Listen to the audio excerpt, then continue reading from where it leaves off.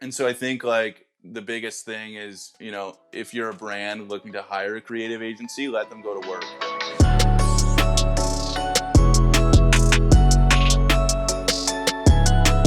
All right, folks, we're back. Episode 25, and I am with the creative genius, the hockey turned superstar creator, Wes St. Amand. Wes, how are you, my friend? I'm doing awesome, brother. How are you? Thank you for the intro. Dude, I'm doing well. I'm doing well out here in Austin. It's a beautiful sunny day. We got our big South by party. Where's this podcast find you today? I am in Blue Mountain, Ontario, Canada. Oh, beautiful. How long have you been in Canada? Whole life, baby. Born and bred, huh? Born and bred. Other than a couple years here and there when I was out of the country, but whole time I've been here. That maple syrup flowing through the veins, strong. It is. So you did, obviously hockey's a big thing in Canada, right? You did a little stint in hockey before you started your creative career, right? Yep. Yeah. So I played basically since I was like a little kid, my whole life. And that was all I really knew. And I pretty much dedicated my whole life to, trying to be the best I could at hockey. Fortunately, it didn't work out. I had a hip surgery that kind of shut things down for me. And that kind of led me into, where I am now. How far did you go in hockey in terms of like professional or what have you? Yeah, so in Canada, they have like the basically minor hockey, which is like when you're under 16, they have like different levels. So they have like MD, A, AA, AAA. AAA is like the highest. So I played AAA my whole life up until I was 16. And then after you're 16, if you're good enough, you go on to what's called junior. So they have junior D, C, B, and A. And then they have major junior, which doesn't, if you play major junior, you're not allowed to go play the college route. So I played junior A, and eventually the goal was to go play college hockey in the States. So I played junior A in a couple different places within Canada. Oh, fantastic. So you're pretty good then. I'm all right. I'm a beer leaguer now, so little washed wrapping up. Wrapping up on the stuff. Well, you told me we had originally scheduled, and you're like, Rabba, you can't fuck with my ice time, bro. I'm sorry, we got to push the pod. So you're still getting out there though, right? Yeah, well, man, we had the pod scheduled, and January 4th there was new like COVID restrictions, so I couldn't play hockey, and so since January 4th there was like no hockey, and then it just got put back on, and it happened to be the exact same time the pod was scheduled, and I hadn't played in 2 months, so I was like, what can we do here, Rob? Can we reschedule? I love it. Is it better to play outside or inside? Have you played on like a lake or like kind of proper stuff? Of course, right? Dude, I love playing. I absolutely love playing outside. It's super fun as long as it's not too cold. Like some of our days here when it gets like, minus 20 Celsius, that's no thanks. A little spicy. Yeah, a little spicy. I'm not a huge winter guy. But you live in Canada. I know. I became more of a winter guy this year because I've had to, with all the travel restrictions and stuff. But yeah, like playing on a pond, there's just nothing like it. It's an unreal time. Do you play hockey at all? No. I'm a desert man. I don't do the cold. I hate the cold. I grew up in Indiana, and I got out as quick as I could, man. I've never had a winter for like 9 years now, and you'll never take me back. Maybe like a Colorado or something where it's fun, but Indiana is like flat, cold, terrible. Like not the path. Yeah, not for me. How does it work when you're playing on a pond though, like the Zamboni? Like, cause don't you grout the ice or like make your tracks on so it kind of like, do you just deal with it? Yeah, dude. So there's like we used to make rinks like up at cottages and up at our cottage like growing up, and basically like it's the most like Canadian thing ever. We literally like take an ice auger, like these big machines that like dig holes in the ice, and then basically you take a hose and a pump, and it sucks water out of the lake, and then you flood it with the hose. So it's just like a OG DIY Zamboni. Yeah, that's OG amazing. DIY. Dude, can't beat the price either. It's free, basically. Oh my gosh, that's amazing. So how do you transition from this like wanting to be hockey superstar, getting super close, then, getting the hip thing. And then I'm sure that's mentally challenging because I've met you. You are the born and bred, like in terms of stature, like you're an athletic build, you're the perfect size for hockey. Like that had to be kind of mentally challenging to kind of get that, like, now what kind of step, right? When you have this one fixating goal and then ultimately there's it's stolen away from you. How did you kind of recenter your life after that? Yeah, man, it was a really tough time in my life. I went out to I was playing junior A when I was 18, and I hurt my hip, so I had to get hip surgery. So I missed a year. I had to take a year off. I had the surgery. I recovered. Doctors were like, "Yeah, you're never gonna play again," kind of thing. I played my 19 and 20-year-old year, which is like your max out age in junior before you either go pro or go play college hockey in the States or whatever. So when I went back, I was just in so much pain. Like hockey just became like kind of like a chore almost. And it was Mm-hmm. just like I was 19, 20 years old and like having troubles like walking upstairs after games. And um, I lost one of my buddies who I played hockey with. And then my grandpa passed away within like that same week. Oh, A- wow. And it was in my 20-year-old year. And I was just like, not having fun playing hockey. So I pretty much just like shut it down and I like booked a flight to Hawaii. And I was living out of like a van there and like just learning, I didn't know this. yeah, learning how to surf and just living that like nomad kind of lifestyle. Yeah. Doing like some freelance stuff for my computer. And yeah, basically that was like it was tough, man, because it was like I was so dedicated and like I become super obsessed with things in my life, and that was like my obsession from like 12 to basically 20, and that was like literally all I did. Like I didn't really party too much or do any of that stuff like growing up, so it was tough. But it was luckily like led me into this now, and super grateful that it has. Yeah, so give me a little bit of color behind that. So I just pictured you this surfing bum living out of like a Vita Westfalia, just kind of just chilling. Oh, got to catch the waves. How do you transition from that to like this incredible creator?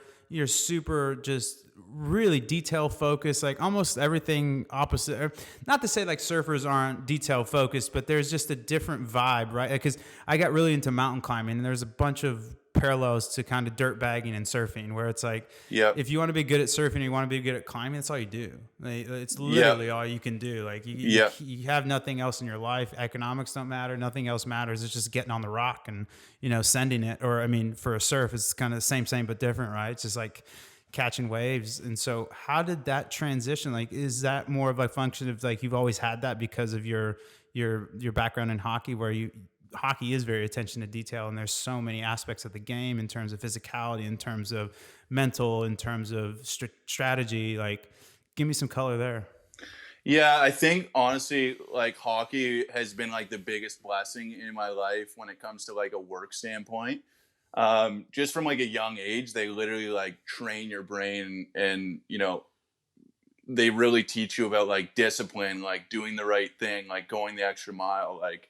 And if you don't do that, like you don't make it to the junior A level, or you don't make it to the pro level because you get eaten alive. So like I think a lot of that, like I do have like a side of me that's very like chill and relaxed, and I like to have fun, and I'm very loose and stuff with like the creative process. But at the same time, it's like anyone on my team knows that like being late, like things like that, like drive me nuts. Like, and I think that's definitely a huge thing that was just taught in hockey.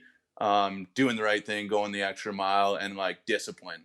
And I think that's like translated over into work and life and kind of all areas. I love that.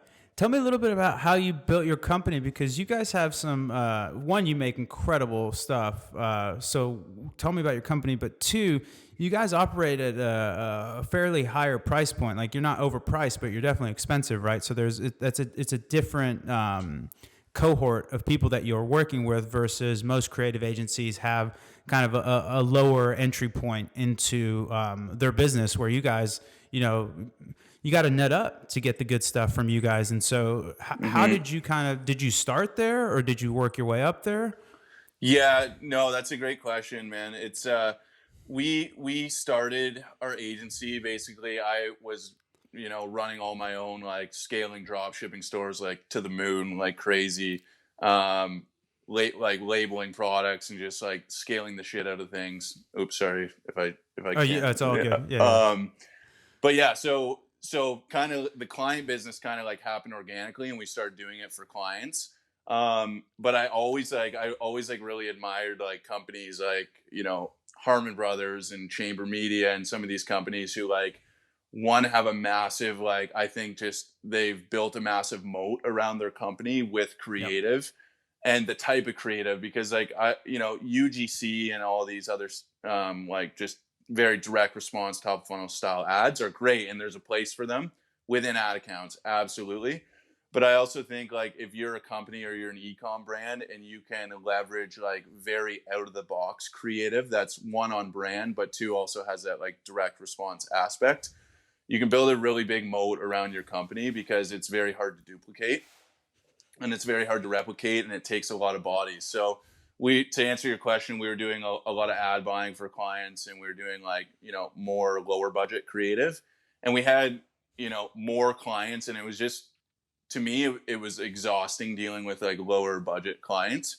Yep. Um, and it was just, you give them the world, what it feels like, and they just like, they don't understand or appreciate like what goes into things. So we kind of, I wanted to open up production and do really, I've always been like super creative in my mind. And I wanted to be able to add creative that was like really out of the box and like really got people like wanting to watch ads.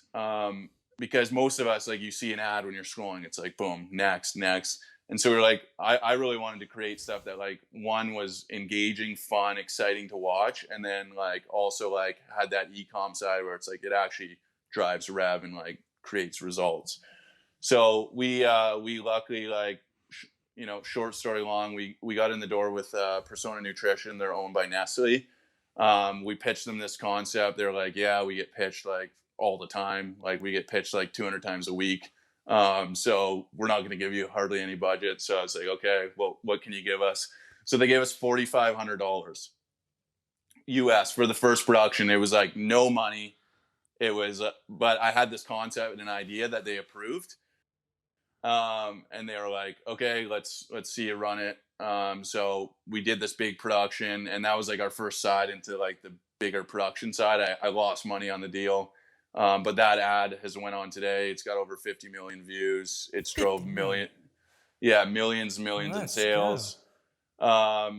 And we were able to do a lot of like PR stunts out of it. And then we've slowly just over the last 8 to 10 months, like really built out the production side of our company and like doubled down on that, creating ads, that are extremely fun and exciting. And yeah, we're working on deals with like Puffy Mattress. Well, we just got a deal with Puffy Mattress that we're building out a campaign for now. And so, yeah, just really trying to double down and go all in on like making ads and content that's like super fun. I love that, man. It's so funny, these high performing kind of successful people. There's always that pivot point in their life, or inflection point, if you will, where you have to bet on yourself, right? And so we Yep. had one of my favorites, Sean, actually a Canadian who runs Audit, who was I listened to actually, that. So good.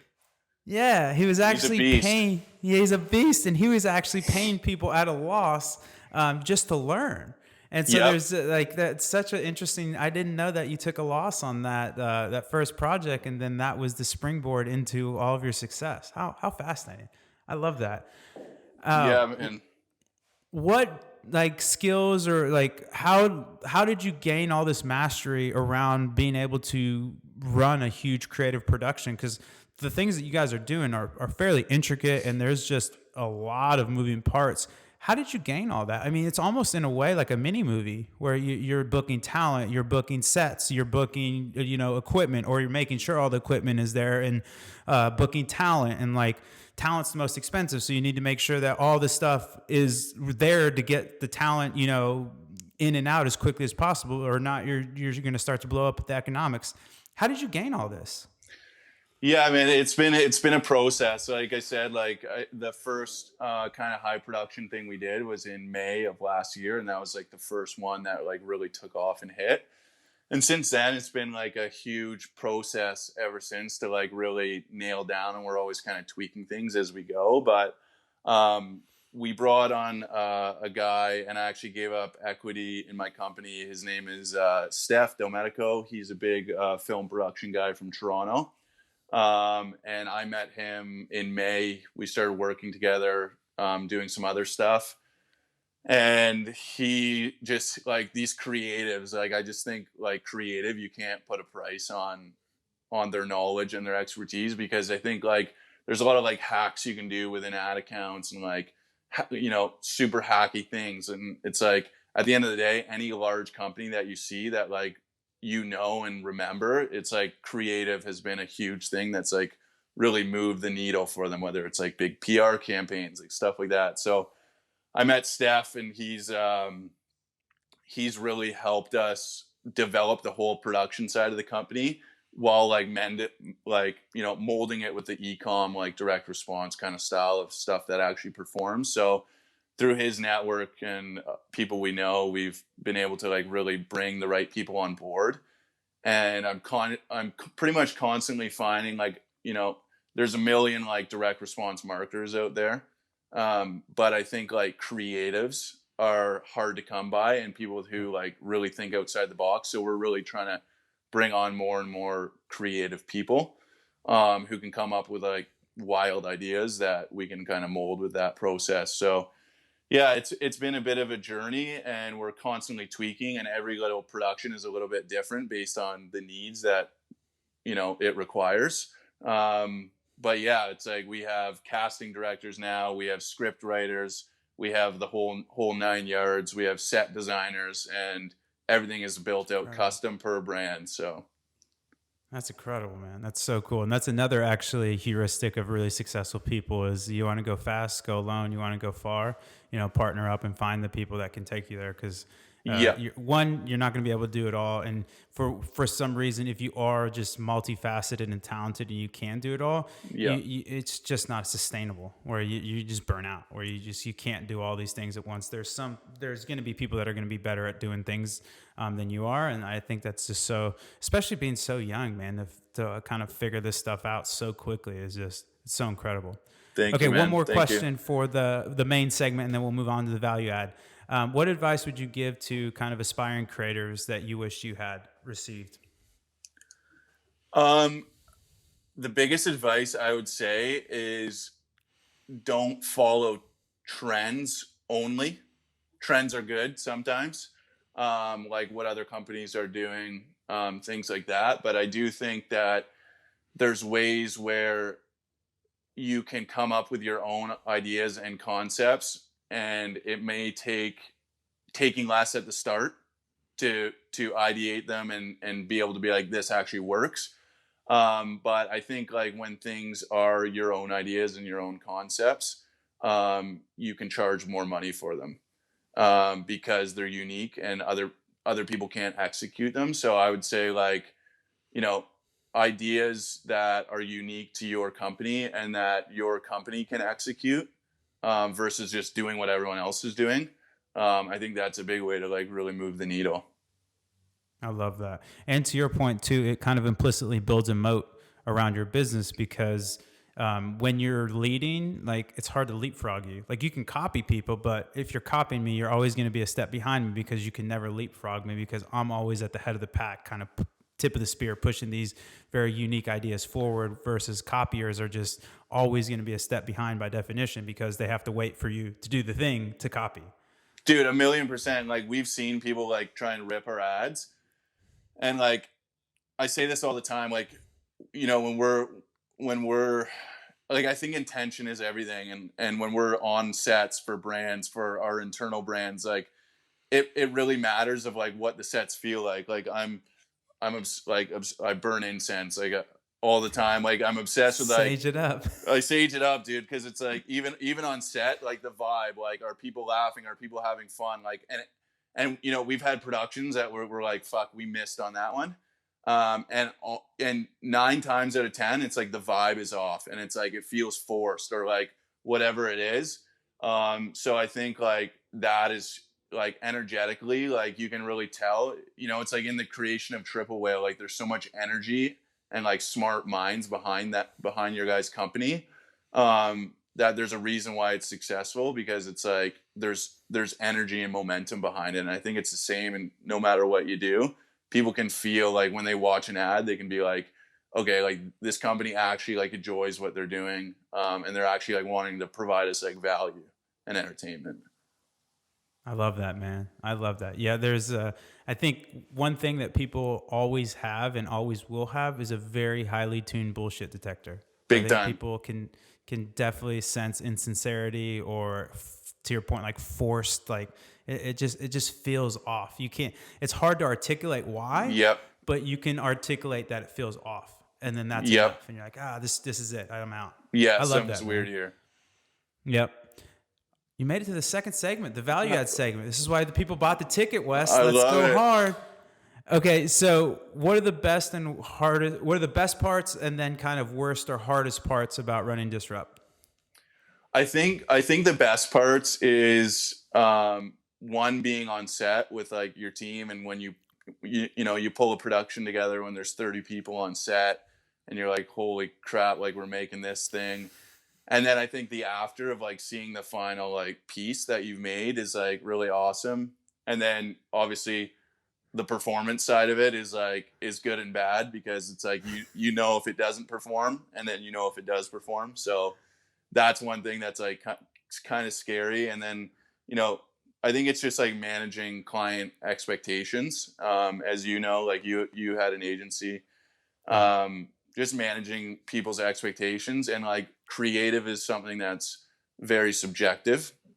And Yeah. I think that's the trickiest thing to like articulate, because like what one person thinks is amazing, some people think is like brutal. So Yeah, that's definitely something that would be yeah. a challenge. Getting all the stakeholders kind of almost like herding cats in a way, right? And also getting people on board with like out of the box ideas, Yeah. because a lot of the times people are just like so stuck in that one like narrow mind frame, you know what I mean? Especially like established companies, because you're dealing with bigger brands who have some kind of quote unquote legacy, blah blah blah. It's much easier when you have these earlier on brands where it's like, hey, I don't have anything to lose, let's go. Yeah, Let's try exactly. this, versus when you have kind of more quote unquote established brands, it can be a harder sell, if you will. Yeah. I love that. What do you think the biggest mistakes people make when hiring a creative agency? I think the biggest mistakes they make is oh,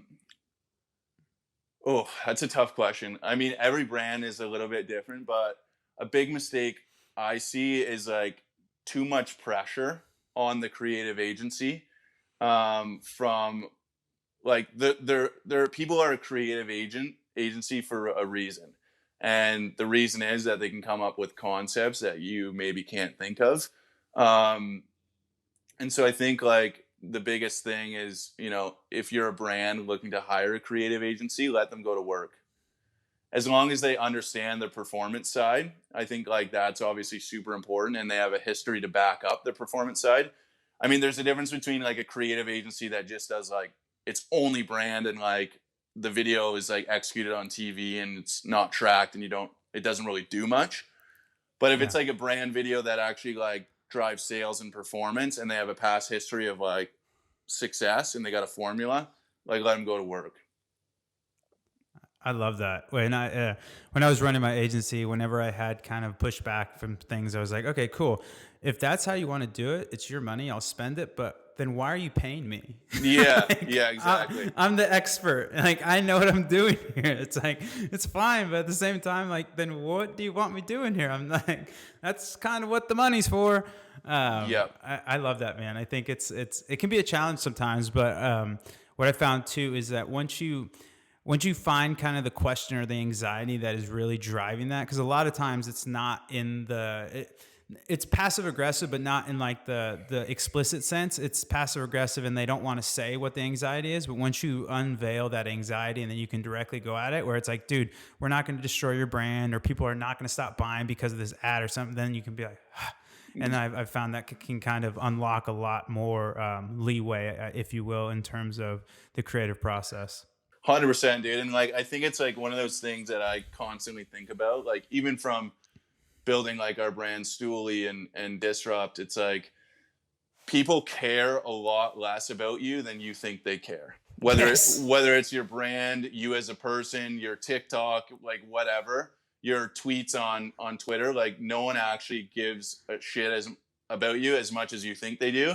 And like we're also like entrepreneurs for the most part are all like, very obviously giving and stuff There's like a little that. ego But there. there's ego and bravado there, and it's like at the end of the day, it's like even if you do have a miss on something, it's like it's not as big as like what you think it is because like you're not that important.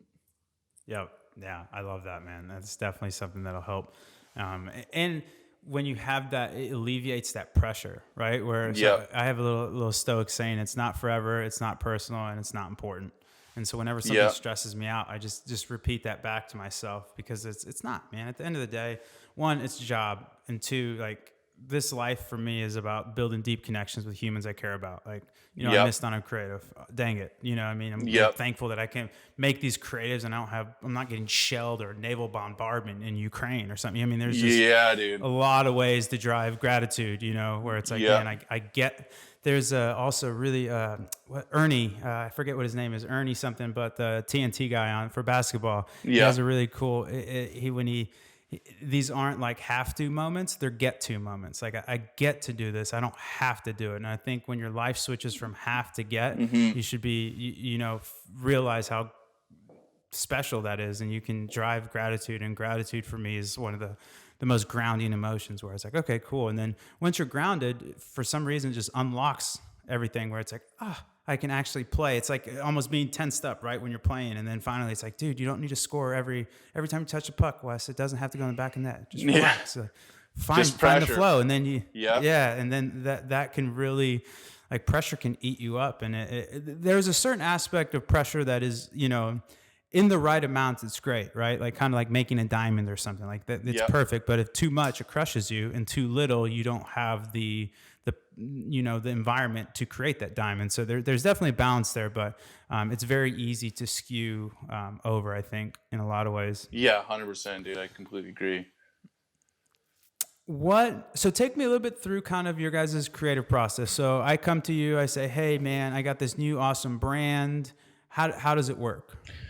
Yeah, so first we kind of find like what your budgets are for a campaign. Perfect. Because with the production, budgets heavily indicate what you can do and what you can't do. Yep. So once we kind of know your budget, so say it's like, $35,000, just as a random number, that we then work backwards off of an idea. So like here's a bunch of concepts. Which concepts do you like, not like? Then once we are like, okay, we love this concept, we go to working on a script. We create a script.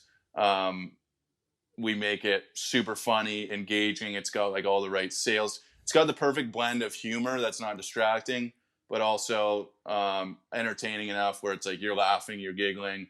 And then I call it like, we want people to have like good juju with the brand. So it's like they watch it and they're like, entertained, because I think marketing is going to really, it's already changing quickly, but I think it's really going to change a lot from a performance side. Like, I think brand is going to just matter a lot more. Yep. So we create the script, we send it back to the client, make sure there's any tweaks that they like, don't like. Then we go to casting. So we source, and I'm actually going to do a long Twitter thread on this of like how we do it. but we go into casting and we use casting directors. So say we're casting a 40-year-old female, we send off the script, and then we get a ton of different video back, and then basically like you're casting for a movie, and then we pick the right actress. Then we go into set design. What do we want the set to look like? Where's the location? Is it in studio? Does it need to be a different studio that's much bigger? Is it a house? Like, where is it? What's the vibe? What's it look like? And then we basically go into production. Obviously there's more intricate steps, smaller steps in between that, but on a bigger view, we go into production, and then we execute the production, get everybody we need on set for that specific production, whether like we need stunt guys, stunt team. Then we go into post. That's anywhere from like 1 to 2 weeks is probably like we move fast, and that's like I think been our biggest asset is like we move quickly. And then we deliver it, and then basically any tweaks we tweak, but for the most part, like we've been very fortunate that like our current clients, for the prices they pay, they really let us like go to work and do our job and trust us. And we don't have like many people in the pot. Like our client communications for most clients is very minimal. Like after we onboard and stuff like that, it's like then we just go and let us create. I love that. Yeah, that's fantastic. How fun, man! It's literally like a mini movie. It's so cool. Now, do you like premiere it to the client, or like what does the final deliverable look like when you how do you deliver the final deliverable? That's a terrible sentence. No, I get what you're saying. Yeah, so it's been basically we make like it's basically the one hero, and we have like on these productions, they're pricey, but what we do is we have like 6, like, so for the next production we're doing with Puffy, we do like a 6-second spot, a 30-second spot, a minute 30, a 2-minute. So that's like 4 videos right there. Then we do like the 16:9s, the 1x1s, 4x5s.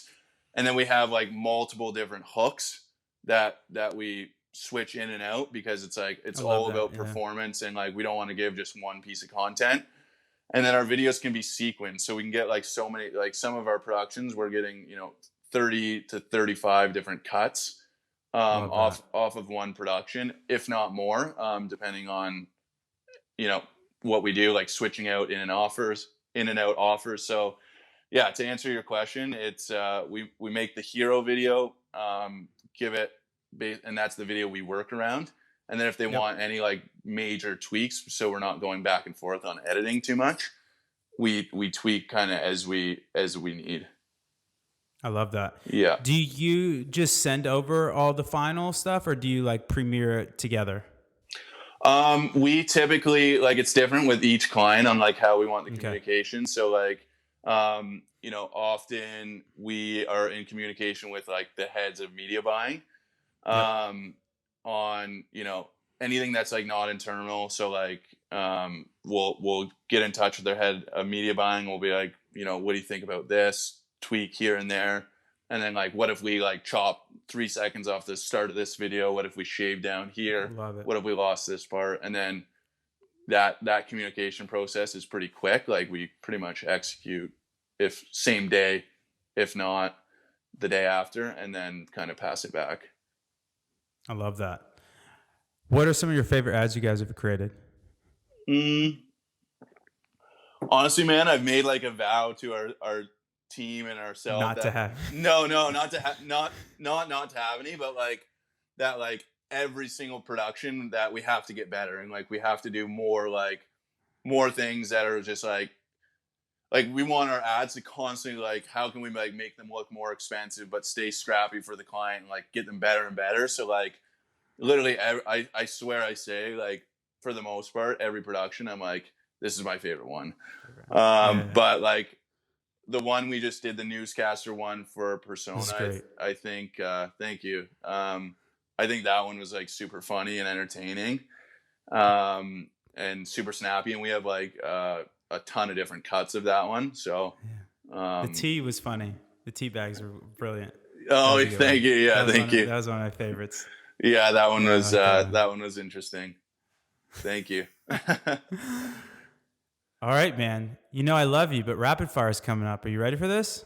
I don't know. Let's see if I can handle it. Let's strap on the armor. I'll try not to hip check you too hard. No board check, or what is it, cross checks, but Yeah, you no never know. cross It's rapid checks. fire. You got to do what you got to do. All right. Canada, overrated, underrated? Underrated. Ooh, I like it. TikTok, overrated, underrated? Highly underrated. Ooh, I love it. Expensive creative, overrated, underrated?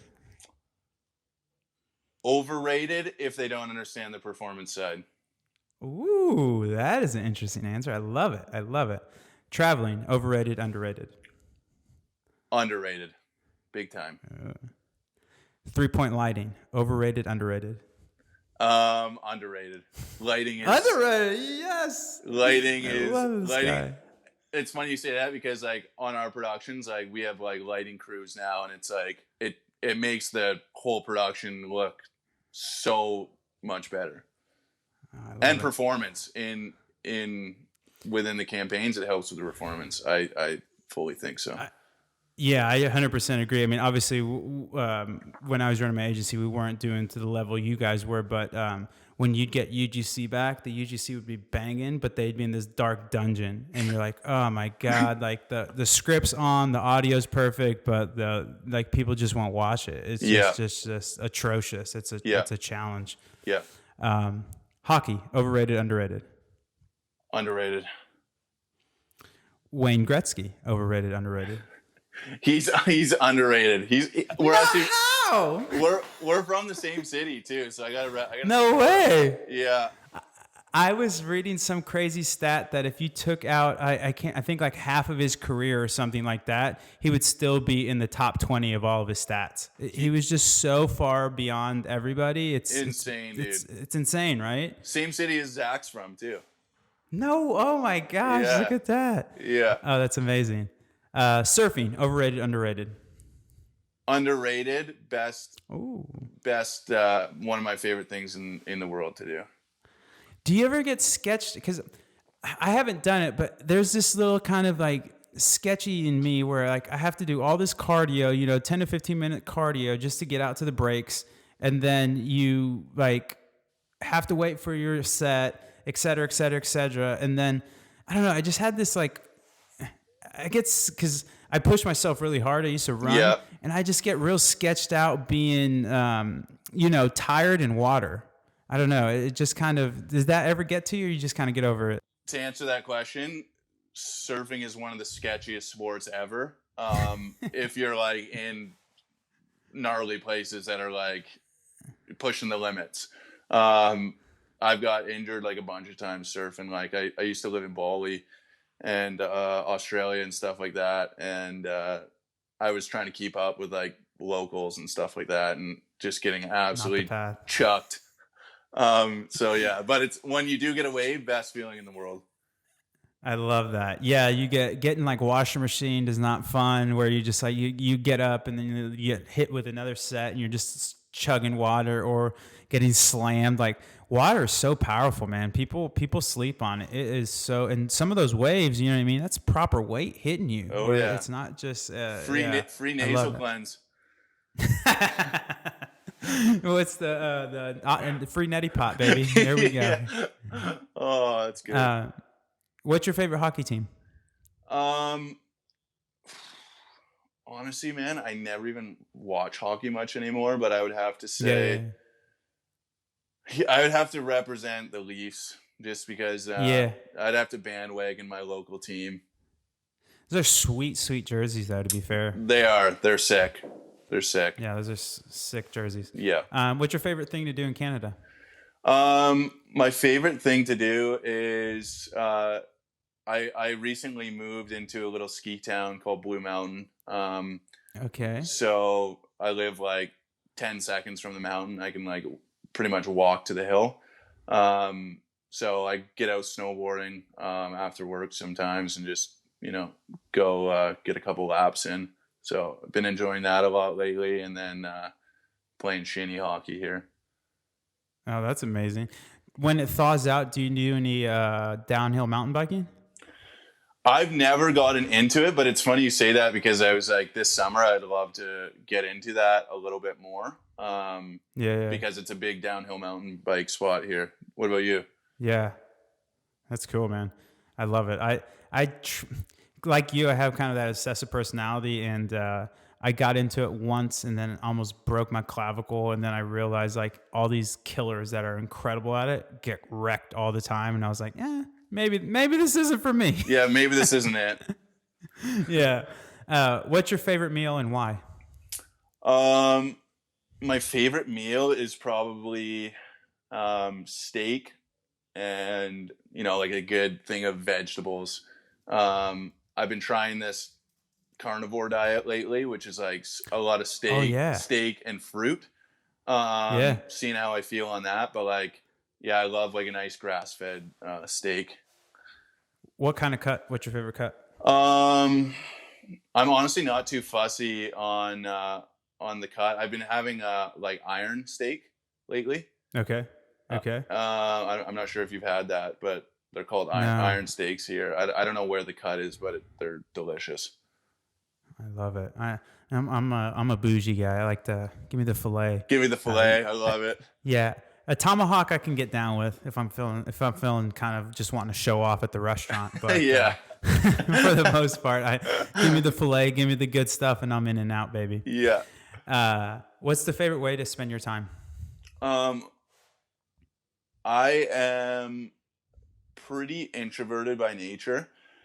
I love just honestly, man, I love spending time by myself, and I watch a lot of YouTube and just kind of hang out, sit in kind of the quiet, which is like, I feel like, a lot of interactions, I kind of drain my energy. So getting caught up on energy and being able to, sit and reflect and kind of hang out. And that's a way I love to spend my time. Or I go to the range and oops, dropped it here.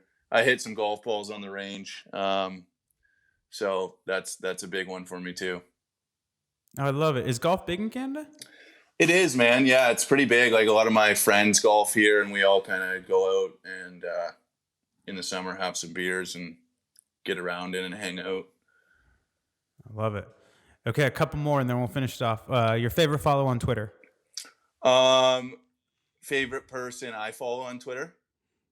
Yep. Or yeah, just your favorite follow on Twitter. Yeah.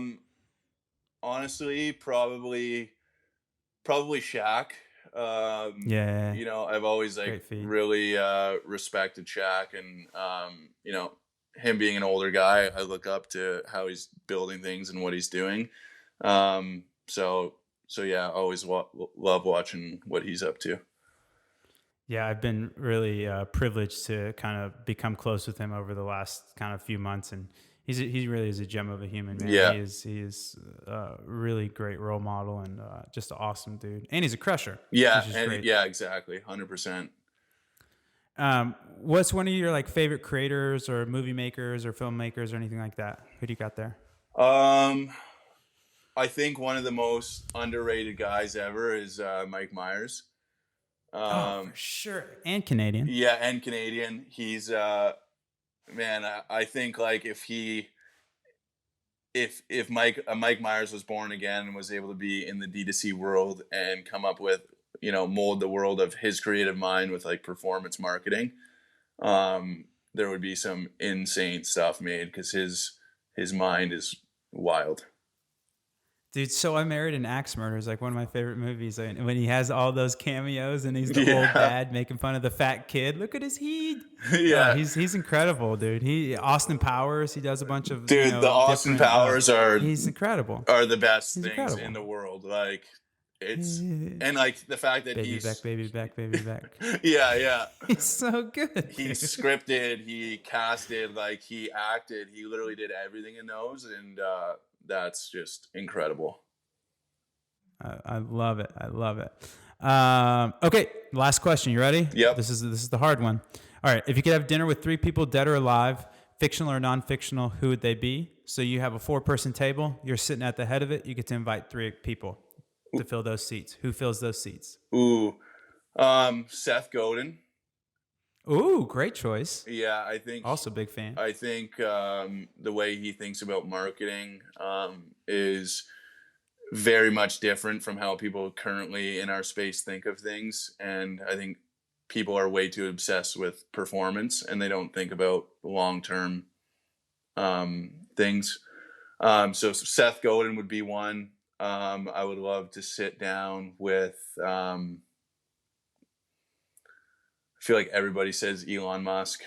Not many people, only once out of the whole, because we haven't changed our hitter question. Only one person has said that. Yeah, So, I think I would sit down with Elon Musk and then Richard Branson. Ooh, that's a table. That's a table right there. A couple titans in the top tier marketer. I love it. Yeah, I think it would be a good. There a few very different personalities too, which would make it fun. It's a great point. Get really the whiskey going with those boys. It would be it would be wild. That's a good time. That's a good time. That's a lot of money in that room too, just across Branson and Musk. Jesus. Yeah. And dude, you made it. Rapid fire. I should have known. The Canadian strength. You powered through, and you didn't even need to take a shot of maple syrup. I mean, come on. No syrup. This kid. He's all day.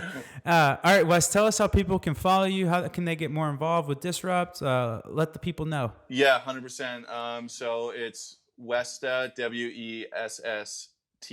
WESSTAA 21 on Twitter. I think there's 2 A's.